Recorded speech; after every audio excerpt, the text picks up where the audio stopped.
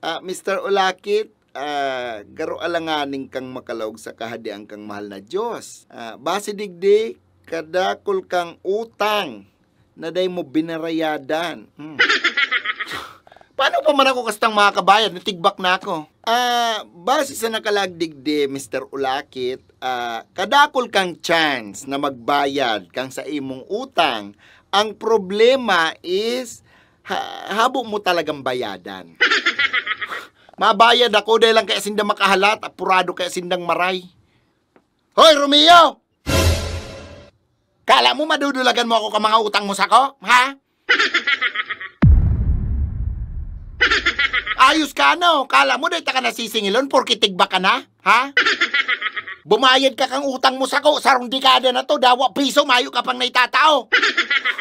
Hanggang digdi sa langit, nakaabot ka para lang magsingil. Tadawa pa sa ka makaabot, susunodun ta ka para lang singilong kang kwartang sinubli mo sako.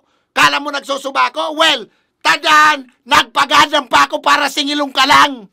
Ay wow, puwersado si Manoy mo.